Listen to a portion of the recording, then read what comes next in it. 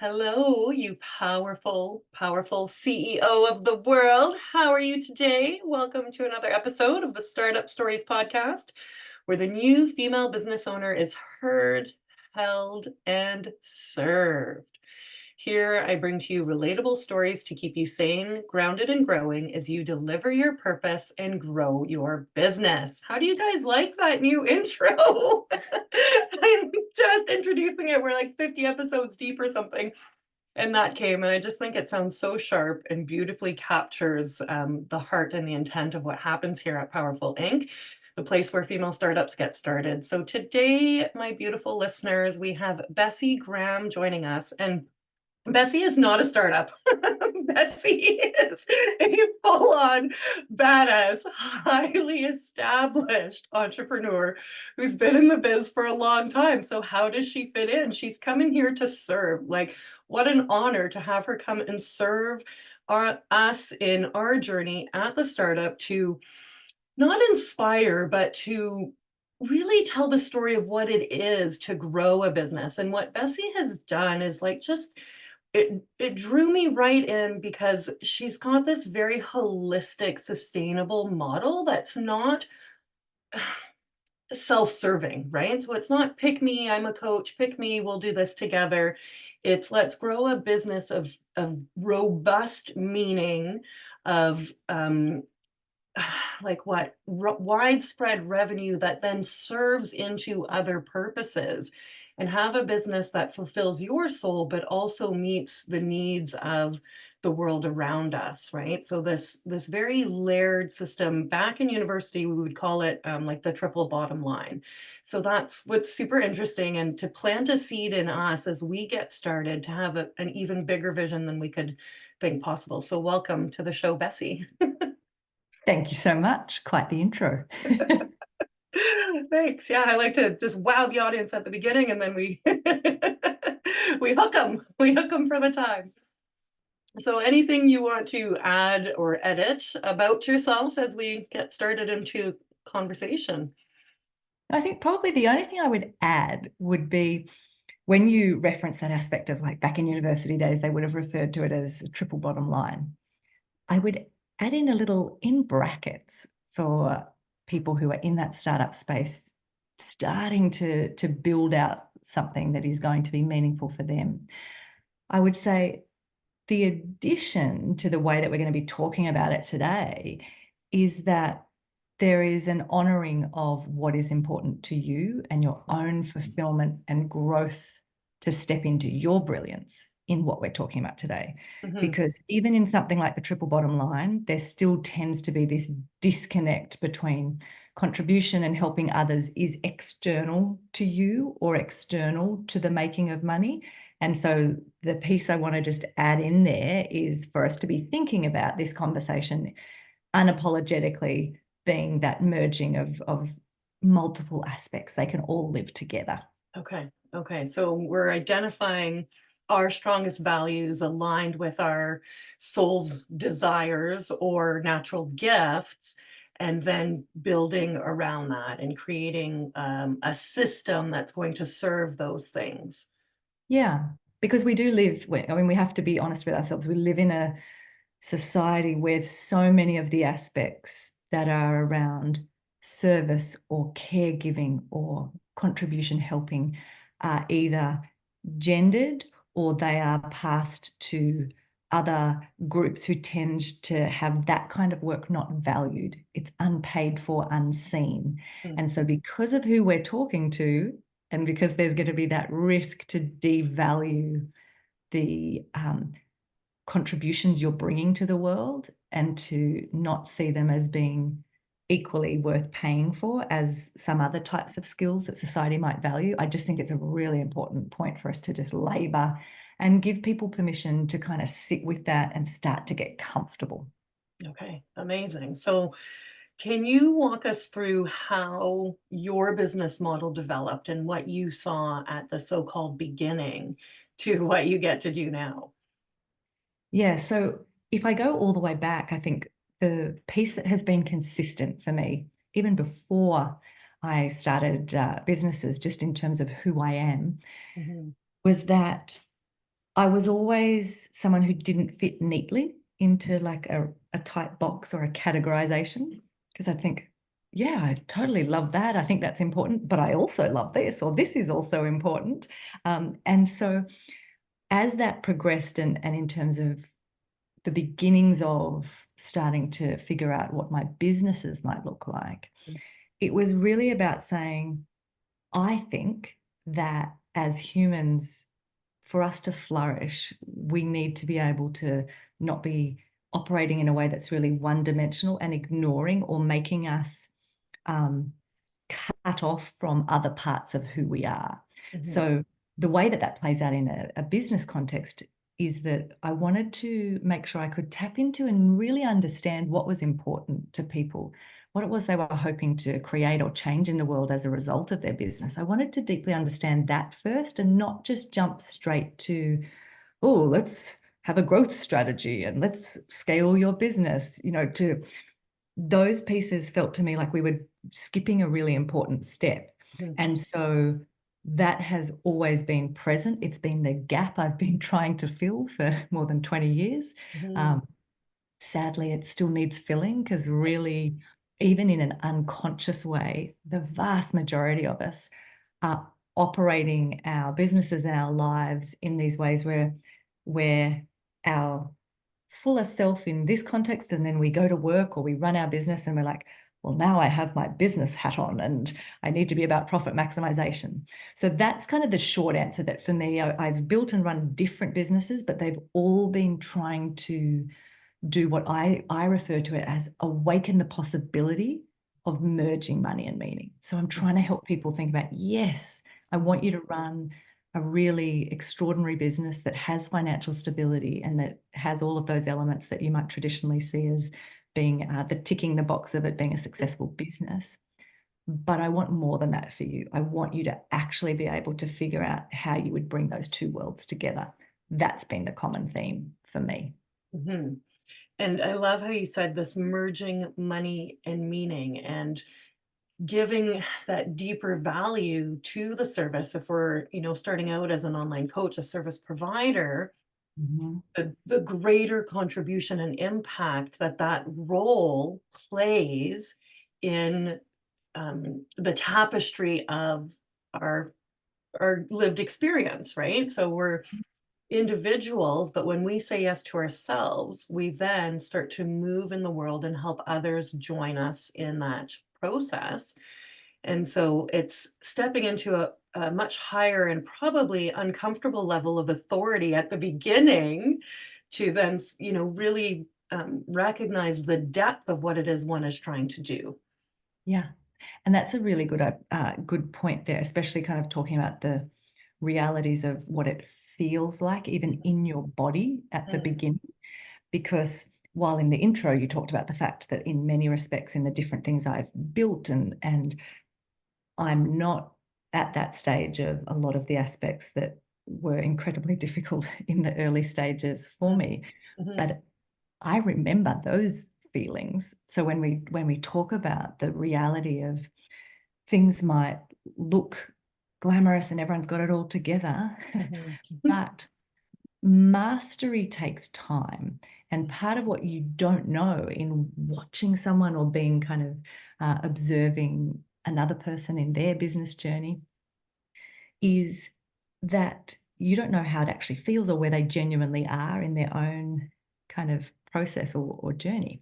And I just want to be real and encourage people mhm, that in those early stages, some of those aspects that you talked about of the discomfort can be very intense.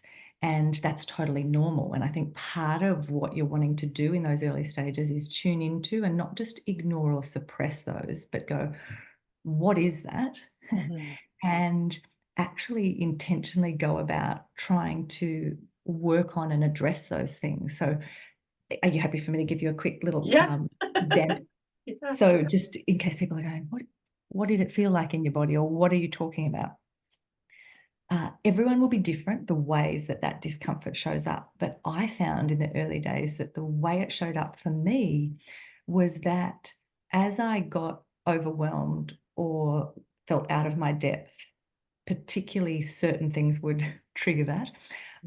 Often men patronizing me, which I don't cope well with. But the piece that would trip me up and give me away and make me lose my power and gravitas in a room is that when that happened, I couldn't control my voice. And it would like, and it would quiver, and I couldn't breathe. And so there was a physical kind of playing out of what was going on in my body, which you can't hide. Because if you've got to talk and you're going, it's like you have no presence if that's controlled, right? You don't own that power. So there was the voice piece that was really consistently an issue for me. And so I had to learn to be able to go, okay, even if it feels like a big gap, chances are no one else will even notice. You are better off slowing down, taking a breath, dropping into it a little bit. Because if you start to try to talk and you haven't got breath and you're a bit out of whack, you can't, once you start talking, it's already, you've given it away, you then are more aware of it, and it kind of spirals. So it was like that. Slow down, breathe into my space, and just learning really practical things. I don't have to do them anymore, but I did in the beginning. Like I would walk into a room, and sounds silly, but before I would go in, I would do be in the bathroom doing the like Wonder Woman poses and the power pose, like that. Take up space, open your chest, breathe. I would have to do all of those things. And I would walk into a room and I would physically be dominant. I would spread my papers out in front of me. I would put my arms on the desk. I would take up physical space so that I was sort of sending those signals to my body of like, I'm not contracting, I'm expanding. Like I said, I don't have to do those anymore. But if you're in that phase, it's totally fine. You have to just don't ignore those things. Figure out, oh, what's trapping me here? What's tripping me up? And learn some ways to kind of work through that, because you'll never get to mastery unless you can pick up on those things. So that's such a critical and beautifully described sage wisdom to share looking back. The body reacts, and then we let it lead the mind, lead the soul, and retract and run away and hide. Oh, that was terrible. I'm never doing that again. Oh, Yeah. the body's giving you cues. And when you lean into them, and I love, the description, like even if everyone who's listening constricts, scrunches up tight, Open and then up. breathe out and open, you're going to notice that difference and that feeling of dropping down. And this is learning to lean into it with it, right? We're not resisting now, we're absorbing and riding into it. So instead of trying to swim up the current, we've gotten on a raft and are going down it. And it's such a power change because in the early stages, it's so easy to just say, oh, it didn't work. I'm not doing it. I did a live. No one watched. I'm never doing that again. It was awful. I was sweaty the whole time, etc. But when we practice bringing mind, body, and spirit together, that is how you build the mastery, and that is how you build yourself. Yeah. And the beautiful element, if we want to tie this back to how we started when we were talking about this merging money and meaning, the phrase I always use in terms of the mindset I bring to my work and that I'm always really conscious of is I talk about it being both and.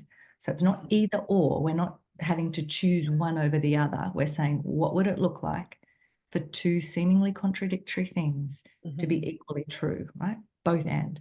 So the piece I want to add to what we've just spoken about in terms of what we tune into, what we're conscious of in those early startup days, is that what I just described is true, and you need to, tune into that body, work through those things, equip yourself to be able to move towards mastery.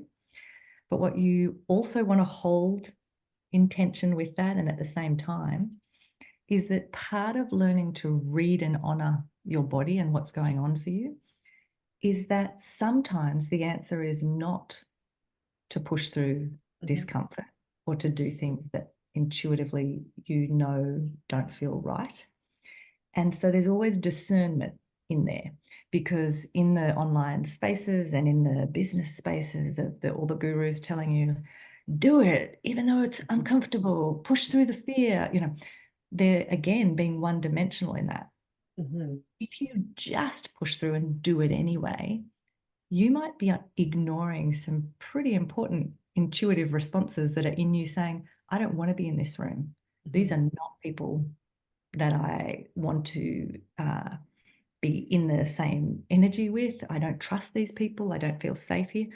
If you push through fear without observing what's going on, that's not what I'm recommending. And so I want to just give that counter side to it, give you the both and, that you're always coming at these things from a place of there needs to be some discernment in, is this a situation where it feels horrible? As you said, it's going to be embarrassing. I'm potentially going to make a fool of myself, but I'm okay. And I've got the courage to do that because I'm a novice wanting to become a master. But even in that, you don't always have to push through fear or push through discomfort. That's a great founding principle to adopt at the beginning, because we tend to potentially, don't want to overgeneralize, of course, this scarcity idea and this urgency, as Yeah. well as excitement, right? I've got this great idea, and want to go running with it. But there's time. There's time to evolve the idea. There's time to grow the business. And so, the sooner you can build in this self-observation of this discernment through experiences that do align versus those that don't. And guys, what I'm really saying is you don't have to work with every client that comes your way, basically, Please because don't. No, you really shouldn't. don't. Yes. The sooner you build that habit, the sooner you stand in that, you'll save yourself, some trouble down the way. So, and can I give you an example on that one of how absolutely. that will play out for you too? So if we go back to that thing of, if we're in that scarcity space and we're trying to we think all customers or all clients, all money is created equal. Like I just need some revenue. Like I'll take anyone. What that ends up doing is destabilizing things, not strengthening the foundations you're building from. I have found in multiple iterations of my work that the more you become known as someone who is just as likely to say, oh, I'm not the right person for you, but I'm going to recommend maybe you should work with these people. The clearer that you are in your own lane and what your brilliance is, and the more comfortable you are to say when you are not the right person and happily create a platform and shine a light on someone else's brilliance, that actually makes people trust you more. It demonstrates that you're not just someone who's like all things to all people, but master of none. It works in your favor. And yes, on the surface, you might go, but that was a piece of work I could have done and I lost it, possibly. But in that person's mind now, as they go away, when they're ever in a conversation and someone needs what you just described you do, you're the person they're going to recommend and think of, because they're like, oh, Mia or Bessie or whoever didn't just grab the work because they could. They recommended me to someone else. And I now know what their lane is and what they do, and I'm going to send people to them when I know they're the right fit. So I think moving into that place of owning, this goes back to the understand, know the value you bring, and then stick with that. And it might take a bit longer in some instances, but you will build a more solid foundation. Yeah, 100%. That makes a lot of sense. And can release some of the pressure and some of the anxiety around, I just need a testimonial, I just need to get going, that sort of thing. You need to, in the right conditions for it to work, to stay encouraged, to stay uplifted, and to receive an affirmation that you are doing exactly what you're, trying to do, right? It's getting a match. Yeah. Yeah. And I think there's, you mentioned earlier on this idea of having a layered or nuanced approach to the work we're doing and who we are as people. I think that is really important in all of these elements that we're talking about as well. Because if you're able to go, okay, I want to be able to relax and not have that scarcity piece about the things where I want progress or I want to feel energized. Part of what you can do is do a bit of a zoom out and look at your life more broadly and look at your work more broadly and say, okay, I might have to be more patient and have a different sense of a time frame of how long this particular vision is going to take to come to fruition. But what do I need to acknowledge that will need to be present for me to stay motivated, stay energized? But it doesn't have to all come from this forward-facing, market-facing work that I'm doing, because sometimes I think it's a little bit like everything in life. We kind of put all this pressure on. Okay, it's like relationships. I'm going to find the one, and they're going to be the 18 different things I need all in one person, and it's like good luck with that. We can do the same thing to our business. It's like, Yeah. oh, I want to feel this and experience that. So if you're in a stage where it doesn't yet feel like there's that flow and the business isn't getting the traction, there aren't the testimonials, all those pieces you just spoke about, I think having that more holistic view of tuning into what you need, honoring that, but not thinking it must look a certain way or all take shape in one area. And it might be that you join a more casual group of business owners getting together and you're just chatting and supporting each other. Or it might be that you're actually doing something not at all connected to work, but that is where you feel like, oh, I need to start pushing myself and getting back into that space of being a novice.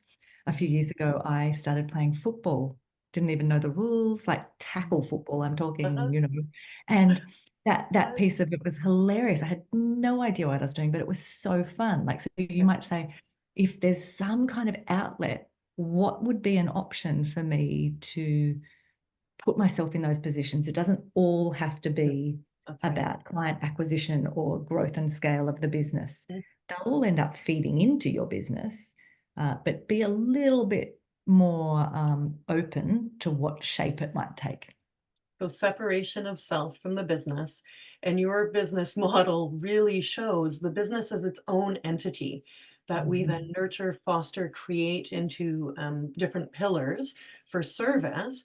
But we are growing ourselves to um, have enjoyment, purpose, meaning in all areas of life. And business is one with a like a high leverage opportunity because you can reach a lot of people, but that impact comes back and feeds the rest of you so that you have a healthy relationship, a healthy body, joy in your life, and a greater sense of self that isn't attached or in idolatry of what the business is doing for you. That is so important. And I think that aspect of identity and who are you separate to the business, that is an area that if you can get that in a healthy place right from the start, which, if you're in this early stage startup space, you have such an opportunity to really think about this now. Because I would say I had some very important kind of shaping experiences when I was in my early 20s around leadership in terms of what I was studying and who I was able to spend time with, that let me see and get exposure to what happens when people don't separate their own identity and aren't aware of their Mhm, tendencies, right? So I was shaped early in that. And what it meant was that even from the first business I built, in everything I've ever done, I always say, my job is to make myself redundant. I am mhm, not the business. It mhm, is not my baby. It mhm, is not that I'm so tied up in it, all those pieces you just described. mhm, I have always been super conscious of that because I have watched so many people then be unable mhm. to separate themselves out or to even see when they are now limiting the business's growth or success because they're now no longer the right person to lead it, or Right. but they are so tied up in it that they cannot let go. Mhm, And I can tell you from personal experience, that if you're able to go into it conscious of what you bring, but able to then realize when you're not the right person to lead it anymore in a new chapter, it is so much better for you, and it's better for what you build and that ultimate impact and legacy that you create. So it is difficult work, and there will still be times. So I'll give you an example of one of the businesses I built. I had that piece from the beginning of how do I make myself redundant? It was not me. But there was still a period where, because I knew what I wanted to build and I wanted it to be long-term and sustainable and still around when I left, the last 3 years, I was bored out of my brain because I was beyond. I didn't want to be there anymore. I wanted to be doing the next thing, but it took 3 years longer than I wanted to get it to that place where I could hand it over to the person who was my deputy CEO, where it was stable enough for me to be confident that when I stepped out, it would still continue. That organization is still going. She's still the CEO. And my DNA is all over it. So I'm not saying we don't put ourselves into the business. They posted a post recently on LinkedIn and were talking about their values. And I was like, oh, that's hilarious, because they're all the pieces that I had framed at the beginning. Like, they're describing me. And it's like, because my DNA is all through that business, but I'm not involved anymore and haven't been for many, many years. So I just want to use that as an example to kind of say, it's a much easier experience for everyone involved if, yes, bring your brilliance, show up and understand the uniqueness of what you bring, but don't mistake that with that the business is you. They're two different things. They are two different things. And I hear in the spaces that I hang out a lot around mindset work and self-growth and um, expanding your emotional intelligence and these sorts of things. And then there tend to be, in the spaces that I listen, attached to business development as though they go together.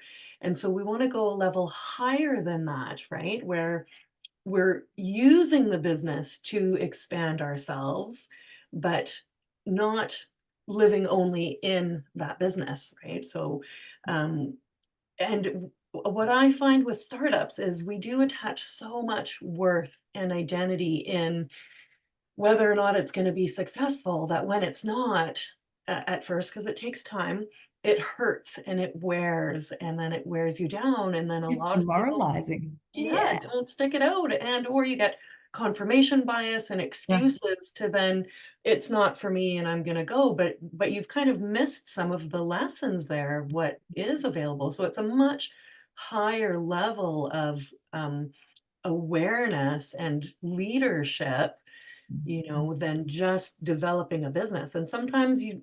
lots of successful people will try a business and it doesn't work. So then you try something else. It's not a big deal. And that allows you to then learn more about yourself and just get business experience, period. Yeah.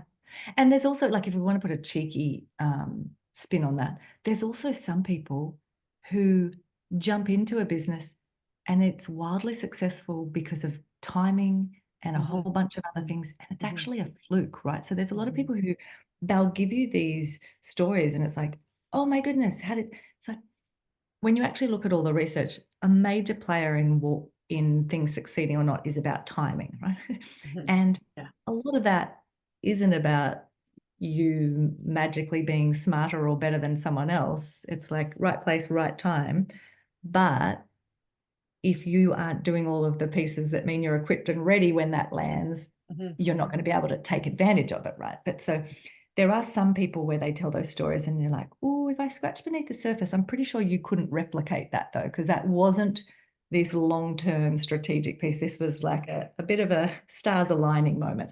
So be careful who you're modeling yourself on and listening to in terms of their advice around some of those pieces that you're talking about. But the best thing I could say related to making what you just described possible and to experience that when you're in those startup spaces is it's about shifting your time horizons. So all of these things over time, you're going to be able to build out that vision that you have.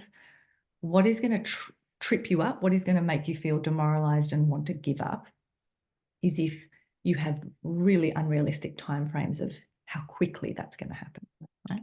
You'll also make very different decisions and have a different risk profile if your timeframes aren't healthy. So that piece all feeds into you being able to operate from a place that we mentioned before of not being in scarcity.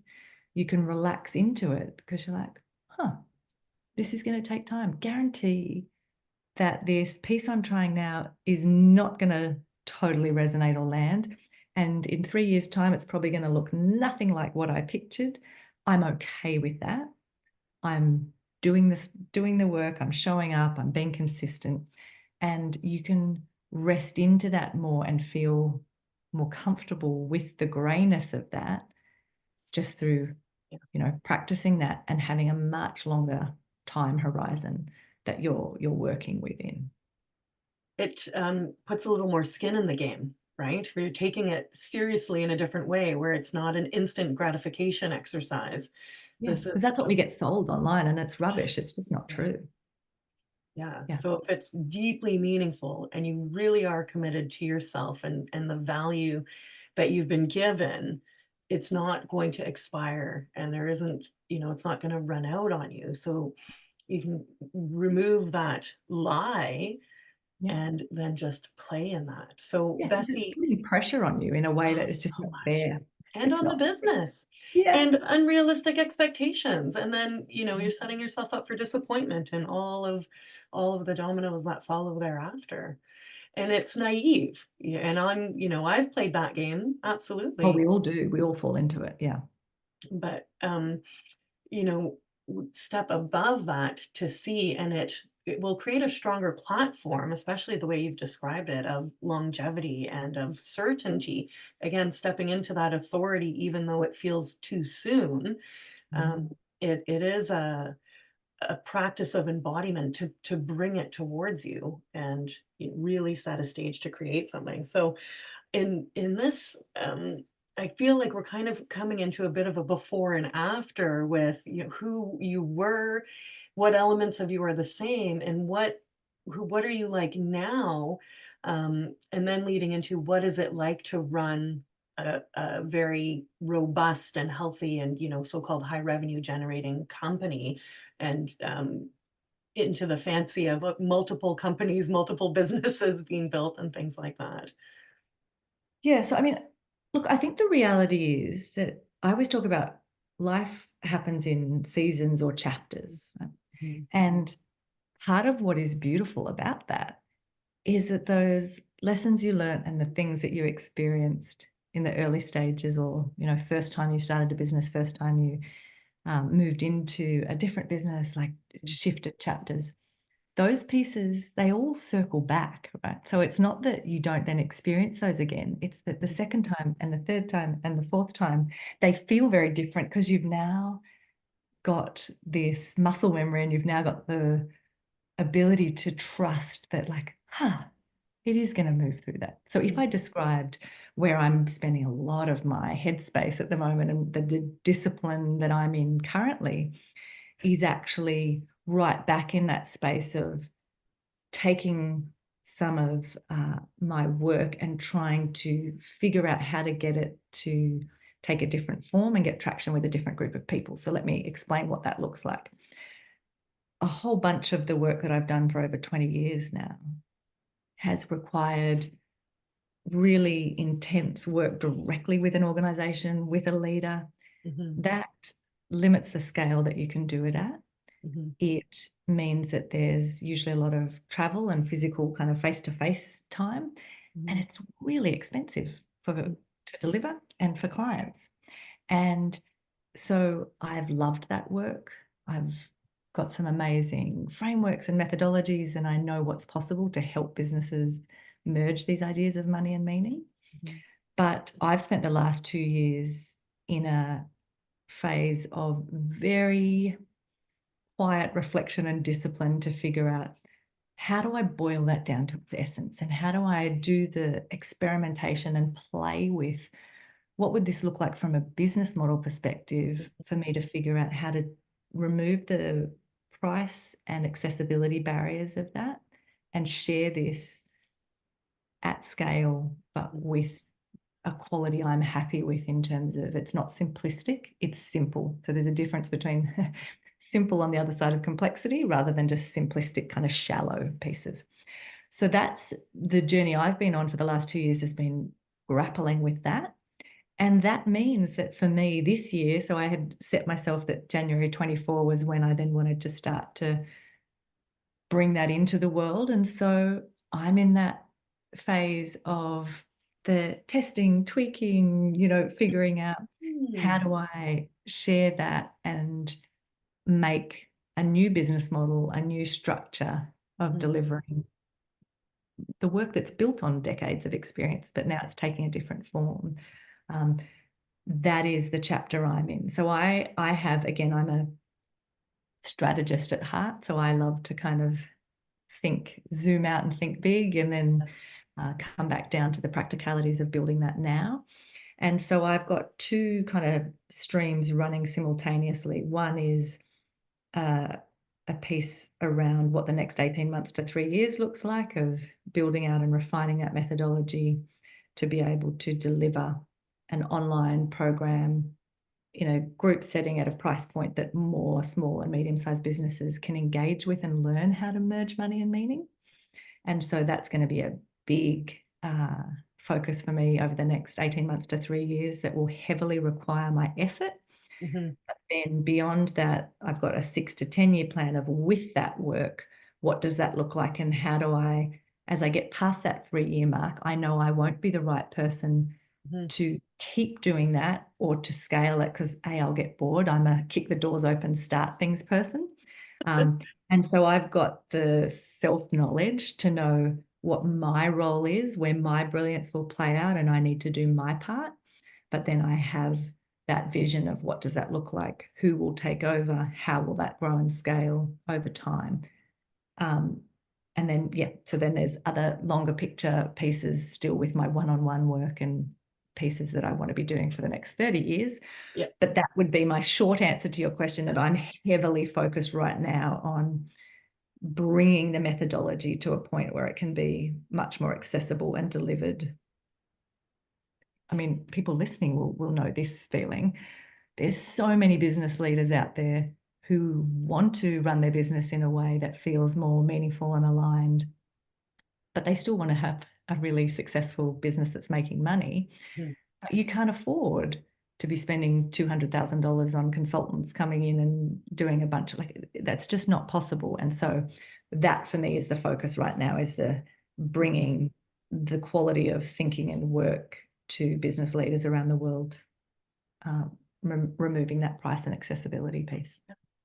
So I want to pull out this 18-month to 3 year plan, standing on this beautiful, well performing company, evolving it and giving it, you spoke so well of time frames, of realistic time frames and sustainable time frames, especially for women with whatever other roles we're playing in our life, factoring them into business.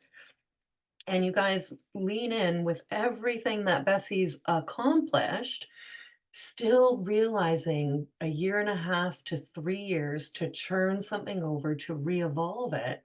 And then with her strategic um, experience, expertise, looking at how that fits over an even longer term, 6 to 10 year term. So we might be encouraged to plan quarterly or weekly or in smaller increments, but it doesn't have the same staying power or the same, um, I don't know, like hook to keep you invested over a Yeah, longer not period sustainable. Yeah.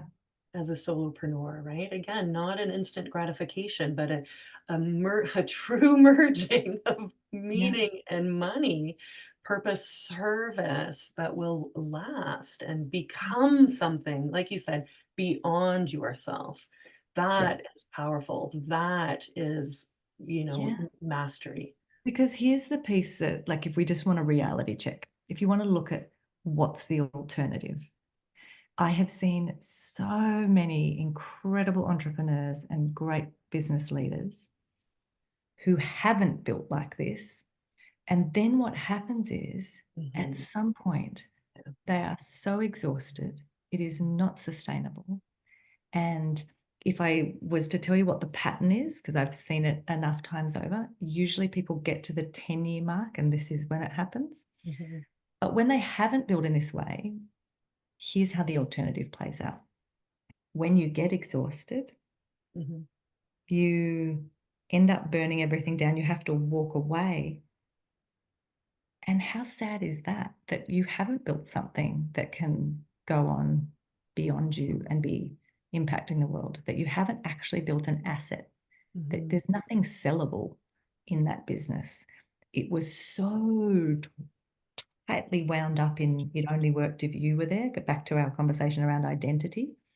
That's the alternative. And that's sad because I think if we're honest with ourselves, the types of people who are entrepreneurs, the types of people who are brave enough to build something, the reality is you're going to pour yourself into it. Right? It's going to be consuming at some level. So we need to be careful about how we do that. And we need to connect it up in ways where over a longer period of time, it's going to work. So the mantra that I always have in my mind and that with people I work with, I encourage them to take is to say that we need to think like a system, but act like an entrepreneur. It's the reminder, zoom out, zoom in. So zoom out, have that big picture vision. If you're entrepreneurial, if you've been brave enough to start something, chances are that your visions are pretty exciting, and other people would say unrealistic, right? But if you looked at my psych profile, you'd see fantasy levels off the charts. That's how my brain works. If you don't learn to work with that and cultivate the conditions you're going to require to really flourish, you're going to operate in these spurts of energy, obsessive, and then get, oh my gosh, it didn't work. Next thing, so this is how you address that. You still can be extraordinary in that scale of your vision, but you be realistic. I often use the example of someone like Oprah, where if you have a particular person you love or look up to, if you expect that you're going to start and be as masterful as them right at the beginning, good luck. What you have to do is go back and watch the shows of Oprah's first shows. They were embarrassing and bad. Like she was not talented or good at her job because she had just started. And that's what we need to do, because we look at the finished product and we're like, oh, I want my business to look like that. I want to own the room and be on a stage operating like that person. Well, they didn't start being that masterful. They were embarrassing and not very good at the beginning too. And that piece, I don't know about you, Mia, but I actually think once you allow that, I reckon people respond better to you anyway, because you're more real. When I started my podcast, I said right from the beginning, I had talked to enough people, read enough things, and everyone said it takes 100 episodes to be any good. So I'm like, great, the first 100 episodes are going to be rubbish. Fine, I'm okay with that. I think 61 episodes in. It's still pretty average, right? And lots of people have said to me, oh my gosh, you're so brave. I would be embarrassed. And I'm like, I actually like that lots of people aren't listening yet because I'm not very good. I will get good, but only by going through the motions, right? If I want to have an extraordinary podcast, that will take time, not just to build up traction, but for me to learn the skill. And that's then fun. Once I have a bigger time frame and it doesn't bother me to be embarrassed or be rubbish at it, then it's not a big deal, right? So all of these pieces, I know it might feel like we've had sort of 5 or 6 different parts of this conversation, but they all thread together. And it's by having that broader sense that is about you and your brilliance and honors you and your brilliance, but is setting up the conditions so that your business can be this platform that you use to, in the way that you described, Mia, like it is the platform that can help with that growth and development of your own skills and all of those things. but you're always doing this dance between time frames, between zooming out and zooming in, which for me just brings us right back to that importance of these merging of different ideas, taking that both and approach, because it's all important. It's not one thing or the other. Don't just focus on, I need to grow the business and have a really profitable business, then I'll look at this stuff. You need to do them together. And they're always happening together, because that's what Yeah. I heard when you're sharing of the revisiting, the evolution of the current business model, is that you're always doing that. And that, I would say, is a great definition of what's known as flow, is you're reassessing, adjusting, adapting as you grow, as your leadership grows. Your life is benefiting around you in a number of ways, Yeah. and also provision is coming in a number of ways. So certain ideas, not quite, it's not all about the money is what I'm saying. So let the depths and the expansion come as it will, and stay in it to reap its true long-term benefit that is waiting for you, X amount of time ahead. But if you don't keep going towards it, like you said, you're not going to get there. Yeah. And often you'll find as you go through enough of these cycles, you'll see pieces where in the moment it was frustrating and it took 2 years longer than you hoped. Mm. But when it does land, you go, I'm so glad I didn't land 2 years ago, because in that 2 years, I've actually changed a lot of things that are now so much better. And if I had just, if it had been quicker, it would not have been as good. Yeah. And again, those pieces come with experience and cycles. Mhm. But I guarantee you, it's not a bad thing when something takes longer. Yeah. Yeah. I can't believe that we've been speaking for almost 15 Oh minutes. no, I know. sorry. No, no, no. I could talk It's underwater. totally, they go for as long as they go. I don't have an end time, but Bessie, like, I'm just floating in the supernatural from this conversation. It's absolutely phenomenal. And listeners, like, take a minute, put some slow music on and just let it sit, let it integrate, because there's so much wisdom and so much like next level, bigger picture. I can't even find the words just yet, around what transpired in this conversation and how it will really fill you from a place that we might not even be connected to right now, sort of in through the universe, whatever spiritual belief you may have, but a thread planted to expand you really from your spirit to understand real entrepreneurship and rise above the excitement and anxiety and kind of two-dimensional desires that we have at the beginning of our journey. Yeah, I hope that it's encouraging. And if nothing else, again, this is one of those both and pieces. This will sound like a contradiction. What I hope is that you find it really encouraging and it allows you to relax. Mhm. Because if we go back to those pieces that seem like contradictions or that's a paradox, my experience is the more you relax, so we go back to that, the idea of flow, Mhm. or when I gave you that example of going into a room and taking up space, right? The more you can just be in that space, actually, the more effective and efficient and all those things you're trying to be by the hurry, speed, urgency, scarcity, Mhm. you will actually achieve those results in a far more effective way, and it will be sustainable if you just relax. Incredible. Thank you endlessly and forever. What a treat. You're just an Absolutely. absolute delight, and I so appreciate you coming to join us and share your wisdom with us. My pleasure. And look, I know that if people want to get in touch, a bunch of my stuff, particularly things like my 6-month program that I was talking about before, are for businesses that are more established. So you might look at that and go, oh, okay, it's not really for me.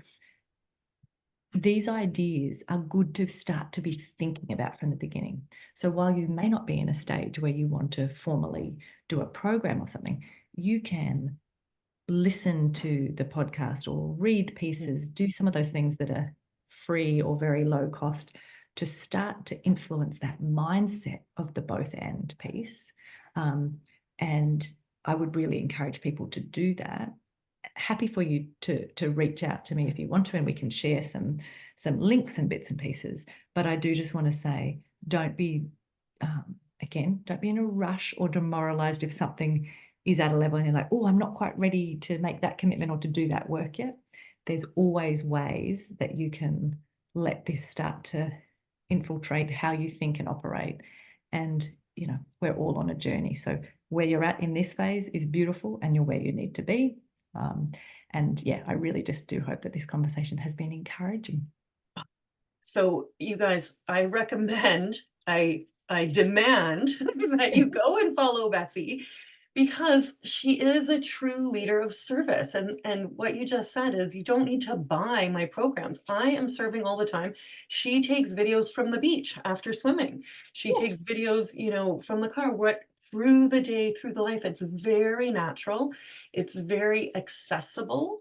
And she runs master classes, I think almost monthly, Yeah, the 5 next one master is at class. the end of May, Okay. and they're free, multi-day free Yeah. masterclass. Again, just go in those spaces just to Yes. think and hear. You don't need to be ready to buy. I'm not trying to Oh, sell you something. right.